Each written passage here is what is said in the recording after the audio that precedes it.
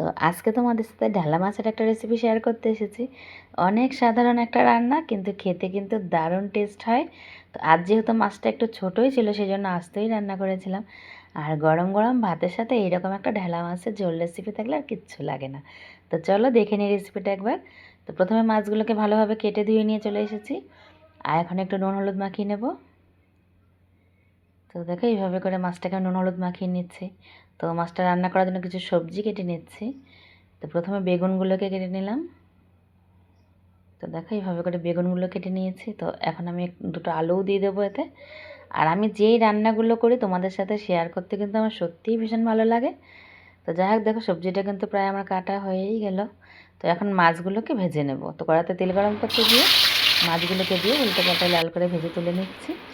তো মাছটা কিন্তু ভাজার সময় একটু ভেঙে যাচ্ছিলো, কোনো অসুবিধা নেই। যাক, মাছটা ভাজা হয়ে গেছে। আর এখন ওই তেলেই শুকনো লঙ্কা আর কালো জিরা ফোড়নে দিয়েছি। আর কেটে দিয়ে রাখা আলু আর বেগুনটাকে দিয়ে দিলাম, দিয়ে একটু ভাজা ভাজা করে নেব। তো সবজিটা একটু ভাজতে ভাজতে এদিকে আমি একটা মশলা রেডি করছি। কিছুটা আদা আর কাঁচা লঙ্কা বেটে নেব। তো দেখো আদা কাঁচা লঙ্কাটা কিন্তু প্রায় বাটা হয়ে গেছে, এখন তুলে নিচ্ছি। এদিকে সবজিটাও কিন্তু মোটামুটি প্রায় ভাজা হয়েই গেছে। তো এখন এই সবজিটায় মাঝখানে একটু জায়গা করে নিয়ে আদা কাঁচা লঙ্কা বাটাটাকে দিয়ে দিচ্ছি। আর দিয়ে দেবো স্বাদ মতো নুন, পরিমাণ মতো হলুদ গুঁড়ো দিয়ে একটু ভালোভাবে মশলাটা সবজির সাথে কষিয়ে নেব। তো বেশ কিছুক্ষণ নেড়ে চেড়ে দেখো সবজিটা ভালোভাবে কিন্তু মশলার সাথে কষানো হয়ে গেছে। তো এখন আমি ঝোলের জন্য পরিমাণ মতো গরম জল দিয়ে দিচ্ছি। আর ঝোলটা যখন খুব ভালোভাবে ফুটে আসবে, তখন ভেজে রাখা মাছগুলোকেও দিয়ে দেবো।